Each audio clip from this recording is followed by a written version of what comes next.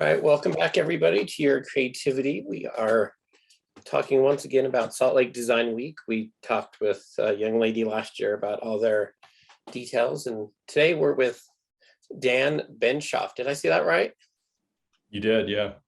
Awesome. I wasn't sure, and I meant to ask you before we started, but here we are. So Dan, you're in Boston today. What are you up to out there?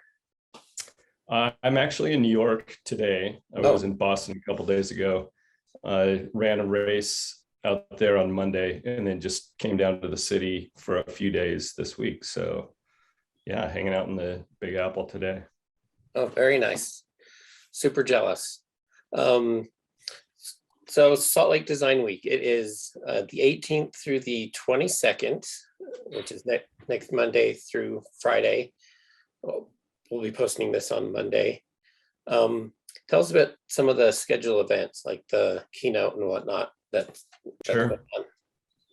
Yeah, so on Monday, kicking off the week, we have a keynote speaker coming out from San Francisco.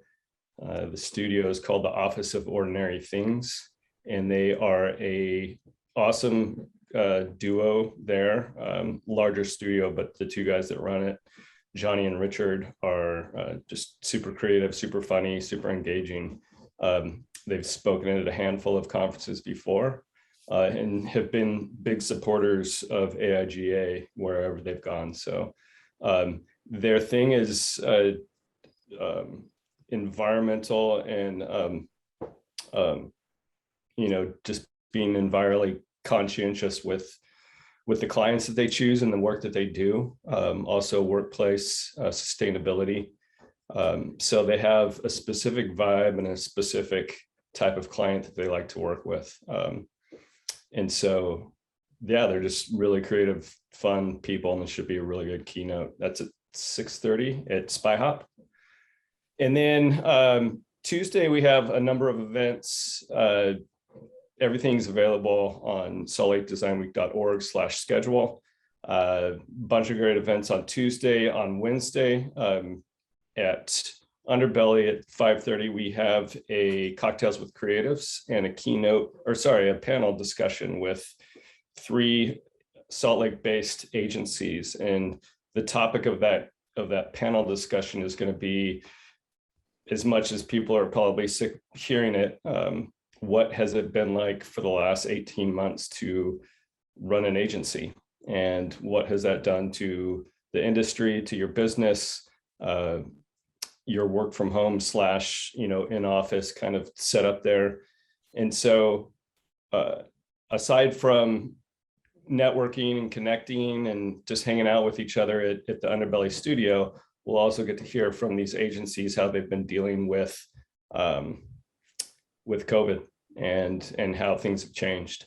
Backing up to Tuesday, there is a filmmaker discussion at Broovies downtown, which is going to be also pretty cool, I think. It's one of the things that I really wanted to, as I was out on a run a couple months ago thinking about Design Week, and I thought, gosh, the one thing that I would really like to hear is how have different creative industries and businesses dealt with the pandemic? Have things changed dramatically? Have they not changed too much?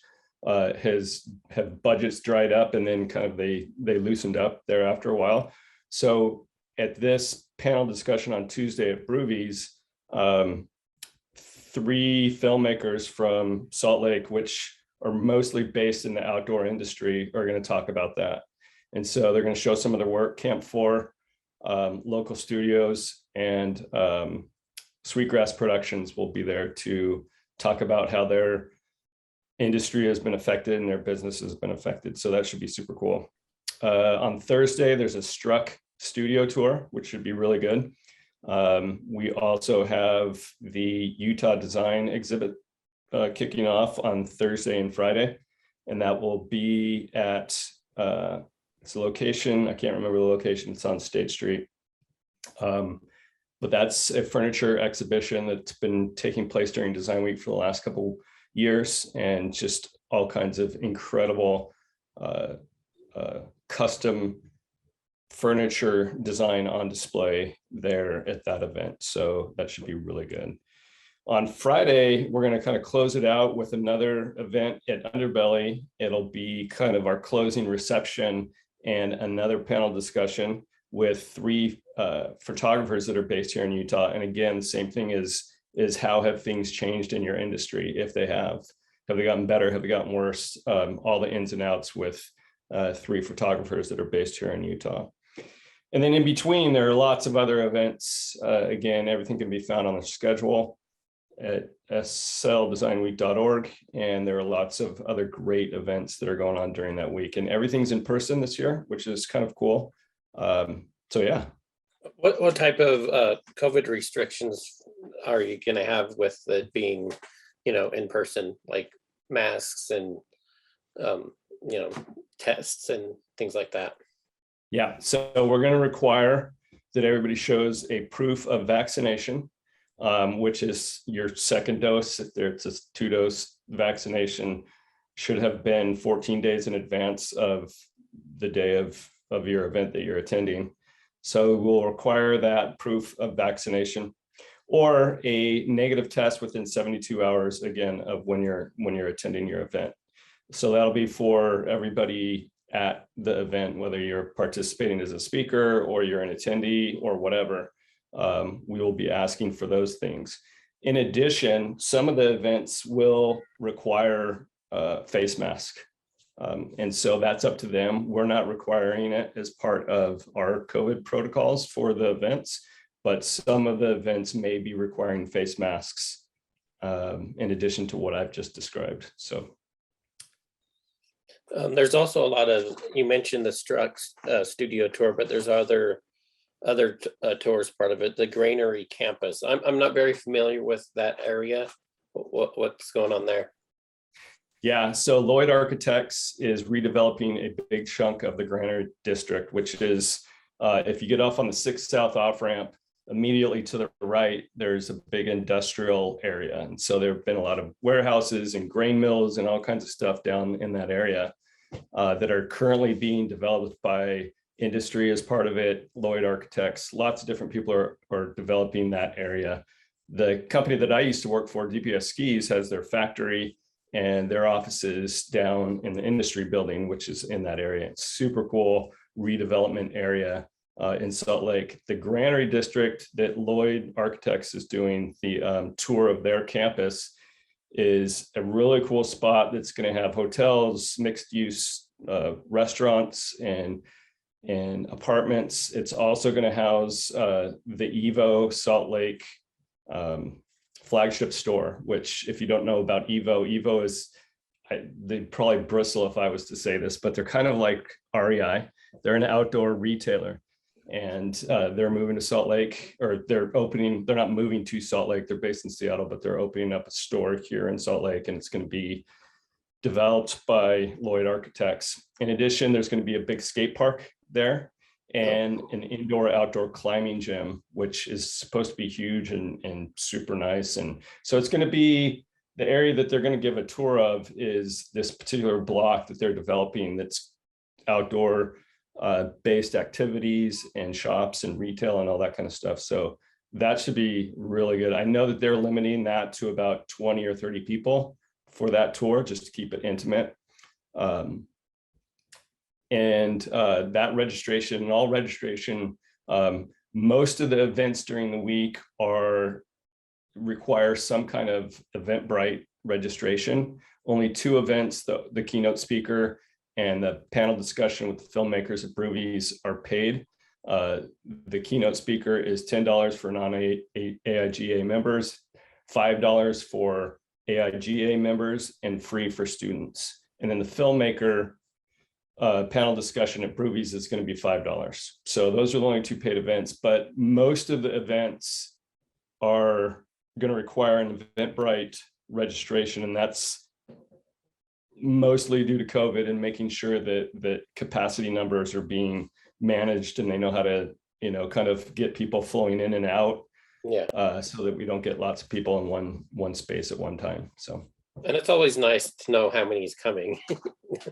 Right. Yeah. Yeah. A lot of them are going to have snacks and drinks and you know, things like that. So I'm hosting 2 events, and along with our studio coordinator, we're constantly checking to see how many people are signed up so that we can know to order the right amount of food and drinks and all that kind of stuff. So early registration is great and much appreciated.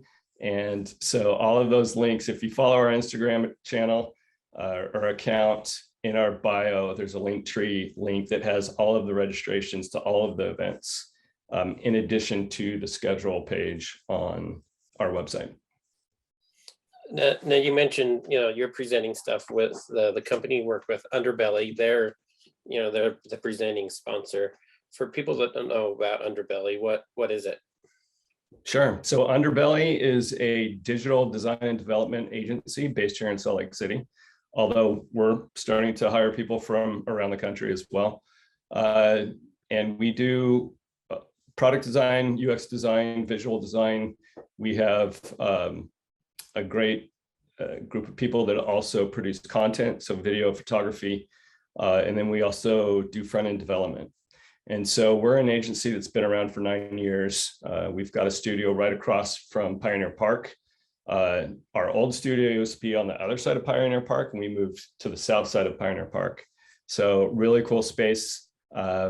And yeah, we do design work for global companies, and also lots of local startups and mom and pop shops and stuff like that. So we take pride in doing lots of things to help build our community, whether it's design related, or it's creative community-based stuff, or it's volunteering at a variety of different social issues, around the town, or homeless shelters, things like that. So we just like to give back, and this is one way that we can do that for the creative community.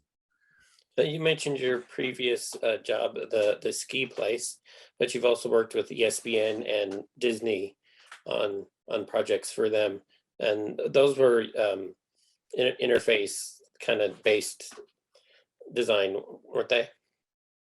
Yeah, so anything consumer facing at ESPN in the digital space was from a group that I ran. So front-end development, design, and all the research that went into that and testing was my group back at ESPN. I did that for almost 20 years. And it was kind of from the beginning to, of the digital era at ESPN through 2015. So anything that customers interacted with, fans interacted with on a digital space, whether it was a website or a mobile application, or in some cases, we partnered up with the broadcast side and built kiosks and touchscreens and things like that, which were super cool for broadcast. But it was mostly websites and mobile applications at ESPN. And then I did have a stint where I worked at Disney out in Seattle for their technology company, doing similar things for lots of different Disney business units. So it could have been the parks team, or movies, or ABC News, any of the various companies that Disney owns. We developed digital products for those back in the late 2000 or mid 2005 to 2009, something like that. So it must have been crazy to see that evolution through the years of the technology available.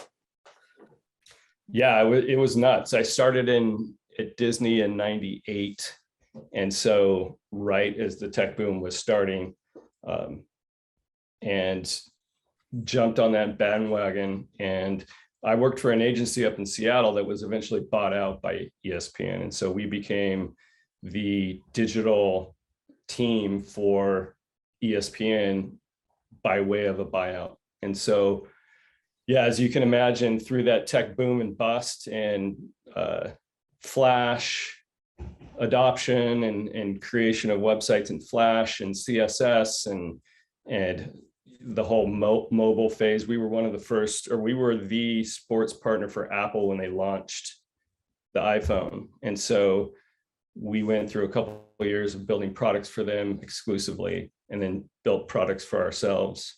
But that was a crazy period as well.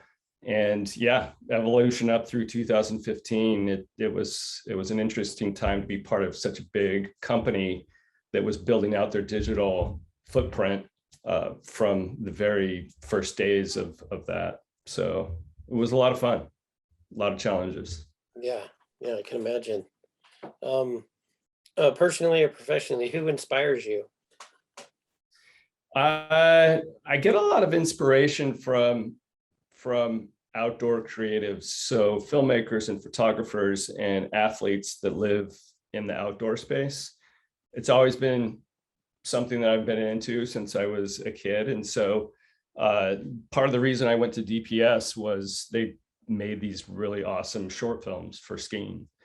And they were unlike anything else that I had seen before. And so the filmmakers and the creative people that they worked with to produce these films it was just something that kind of struck me creatively. And so the reason I went to work for DPS was primarily to make ski films for them.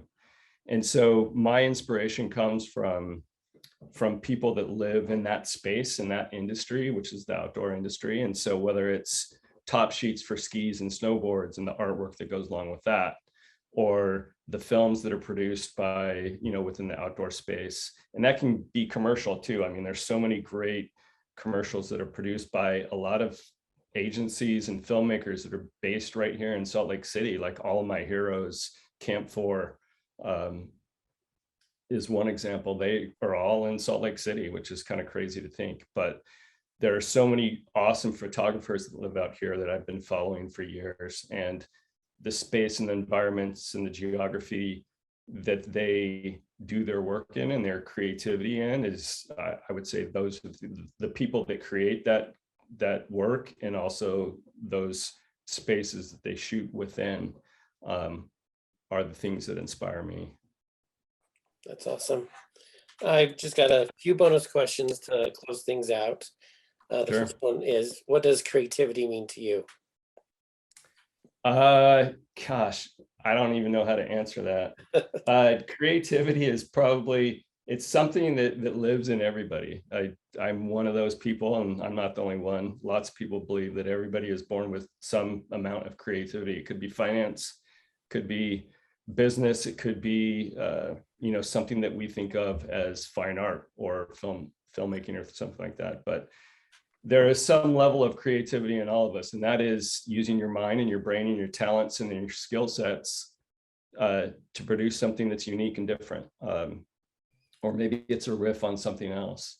So that's a really tough question to answer, but I do believe that we all have a level of creativity, whatever business we find ourselves in. And it's the curiosity, I think, that we bring to the table to produce something that's again, either a riff on something else or it's completely unique and different. So that's what I would call creativity. Yeah, I like it. Next is, who is your favorite Muppet and why? Muppet. Miss Piggy, I'll go with Miss Piggy because she was a little salty. She's pretty saucy. I like that attitude. Yeah. I would say I have a couple kids that remind me of Miss Piggy, and I love them to death. But there's something about her character that resonates with me in that saltiness. And then finally, in the movie of your life, who would you like to play you? Who would I like to play me? Yeah, Tony Hawk could play me. I can see it. Yeah. That would be a big upgrade for me, but I'll go with Tony Hawk or Peter Fonda. I see that too. Yeah, both great answers. Now to redirect everybody back to the Design Week, where can they find out information, the website, Instagram, and all that? Sure. So Instagram is SL Design Week, and our website is sldesignweek.org. So those are the two places that you can find lots of information on Design Week, which starts on Monday. Those would be the two best places to go. You can also go to Eventbrite and search SL Design Week, and you can see all of the registrations and get a bit of the schedule of what's happening next week there. You can go to the it's all the local radio stations, and KEXP and KEUR also have our schedules there as well. So yeah, lots of places, but I would say Instagram and the website would be the best place to go. Well, I'm going to do my best to make as many things as I can. I'm leaving town that Thursday for vacation to Italy. So Good for you. So hopefully I can make it to an event or two before I take off, because We'd love to see you there. Sounds fun.